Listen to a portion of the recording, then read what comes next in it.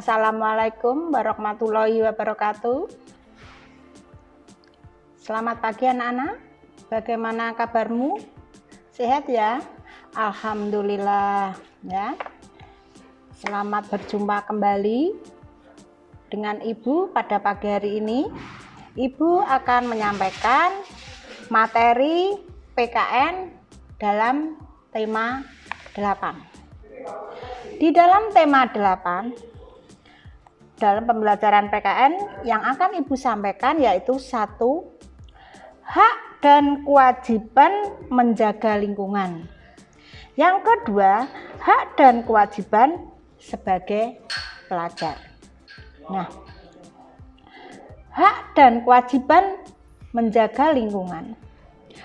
Lingkungan hidup adalah kesatuan ruang dengan semua benda, daya, keadaan, dan makhluk hidup termasuk manusia dan perilakunya yang mempengaruhi kelangsungan peri kehidupan dan kesejahteraan manusia serta makhluk lain.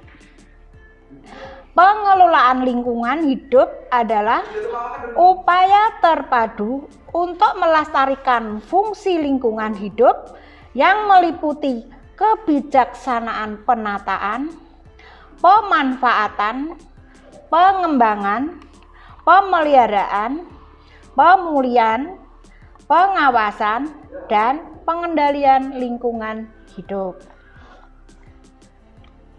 Dalam pasal 5 Undang-Undang Nomor 23 Tahun 1997 tentang pengelolaan lingkungan hidup disebutkan hak masyarakat antara lain 1.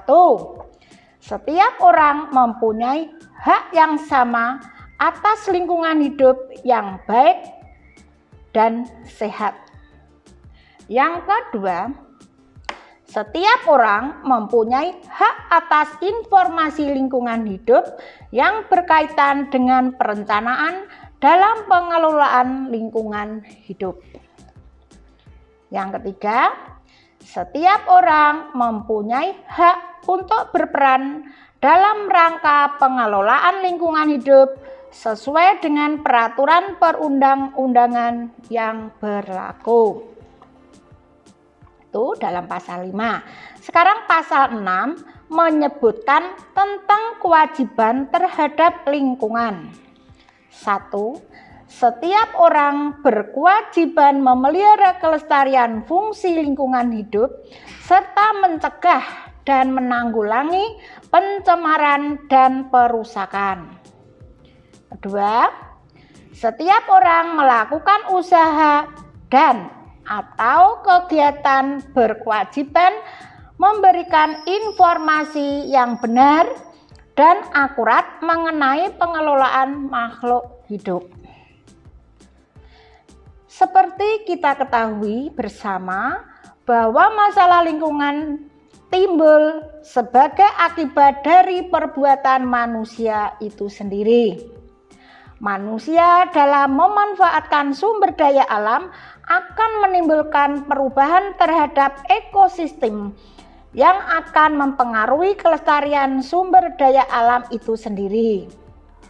Pemanfaatan sumber daya alam yang berlebihan akan mendorong kerusakan lingkungan.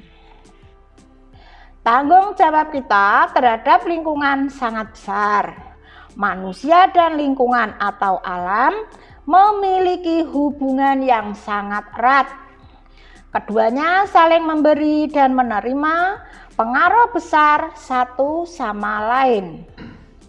Pengaruh alam terhadap manusia lebih pasif, sedangkan pengaruh manusia terhadap alam lebih bersifat aktif. Nah, itu anak-anakku, hak dan kewajiban menjaga lingkungan. Materi yang kedua yaitu hak dan kewajiban seorang pelajar. Di sini, hak seorang pelajar 1. Mendapat perlakuan sesuai dengan bakat, minat, dan kemampuannya. 2. mengikuti program pendidikan yang bersangkutan atas dasar pendidikan. 3. Berkelanjutan, baik untuk mengembangkan kemampuan diri maupun untuk memperoleh pengakuan tingkat pendidikan tertentu yang telah dibakukan. 4. Mendapat bantuan fasilitas belajar, beasiswa, atau bantuan lain sesuai dengan persyaratan yang berlaku. 5. Pindah ke satuan pendidikan yang sejajar atau yang tingkatnya lebih tinggi. 6. Sesuai dengan persyaratan penerimaan peserta didik pada satuan pendidikan yang hendak dimasuki. 7. Memperoleh penuaian hasil belajarnya. 8. Menyelesaikan program pendidikan lebih awal dari waktu yang ditentukan. 9. Mendapat pelayanan khusus bagi yang menyandang cacat. Secara umum, dalam proses belajar mengajar, siswa mempunyai hak-hak sebagai berikut. Hak siswa sebagai pelajar. 1. Hak belajar. Belajar merupakan kebutuhan pokok. Siswa berhak mendapatkan proses belajar mengajar atau KBM di kelas maupun di luar kelas. 2. Hak pelayanan. Siswa berhak mendapatkan pelayanan yang berhubungan dengan administrasi sekolah dan bimbingan konseling. 3. Hak pembinaan. Pembinaan yang didapat pada upacara bendera, pembinaan wali kelas. Yang keempat, hak memakai sarana pendidikan. Sarana dan prasarana pendidikan merupakan alat untuk mempermudah siswa melakukan berbagai aktivitas belajar. 5. Hak berbicara dan berpendapat. Hak ini digunakan demokratis untuk melatih siswa mengemukakan pendapatnya. Yang keenam, hak berorganisasi. Berkumpul dengan teman sebaya. Organisasi dapat menjadi ajang penyalur bakat dan kreativitas para remaja. 7. Hak bantuan biaya sekolah. Bantuan biaya sekolah sering disebut beasiswa. Pemberian bantuan harus memenuhi persyaratan tertentu yang diatur dalam ketentuan. Nah, itu adalah hak sebagai pelajar. Yang kedua atau B yaitu kewajiban seorang pelajar. Secara umum, kewajiban siswa sebagai pelajar yaitu 1. Kewajiban belajar. Belajar merupakan tugas utama seorang pelajar. Siswa diwajibkan belajar dengan baik di dalam maupun di luar sekolah, mengerjakan tugas yang telah diberikan oleh guru. Yang kedua, kewajiban menjaga nama baik sekolah.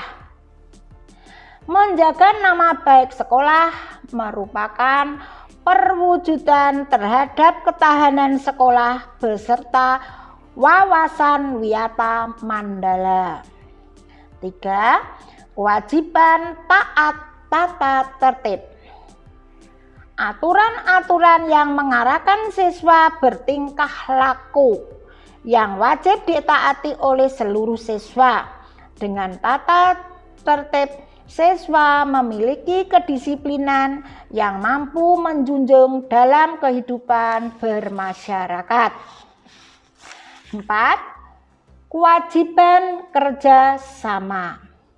Kerjasama antara sekolah dengan pihak masyarakat atau dengan wali murid untuk mendukung kegiatan di sekolah.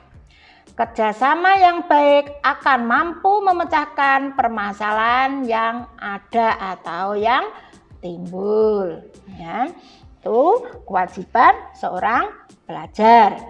Nah, sekarang kewajiban menjaga kebersihan lingkungan.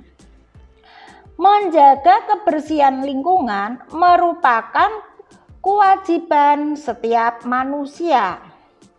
Jika kita ingin menciptakan komunitas yang sehat dan bahagia, maka kita menjaga lingkungan dengan baik secara bahu-membahu atau dengan tanggung jawab bersama.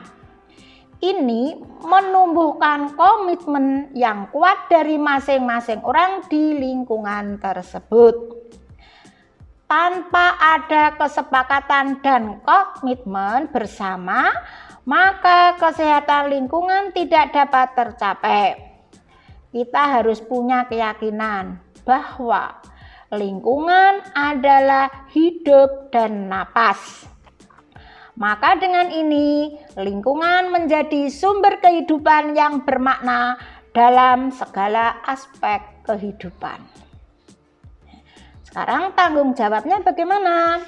Tanggung jawab adalah kesadaran manusia akan tingkah laku atau perbuatan yang sengaja atau tidak.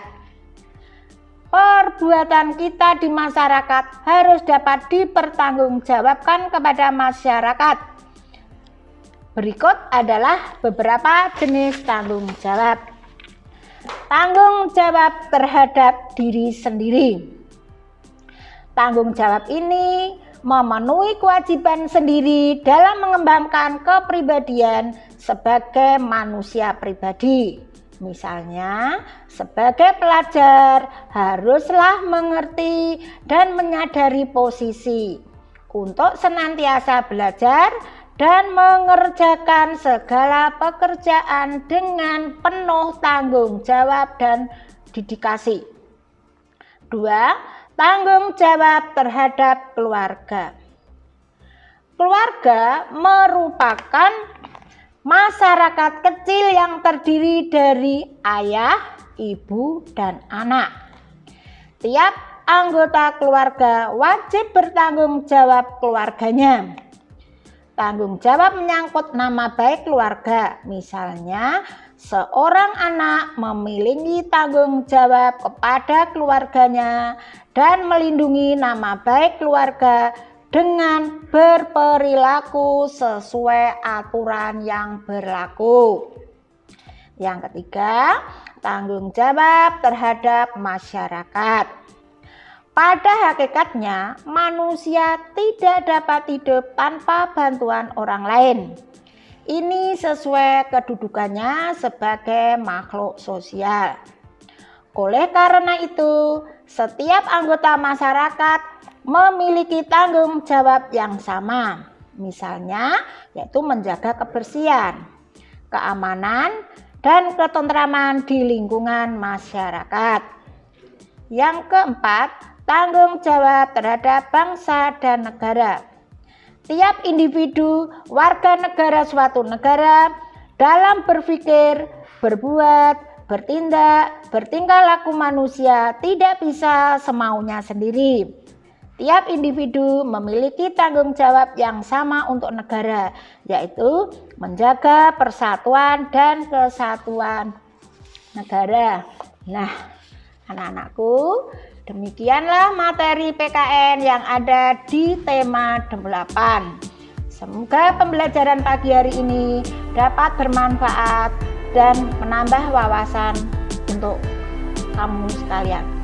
Kiranya cukup sekian. Wassalamualaikum warahmatullahi wabarakatuh.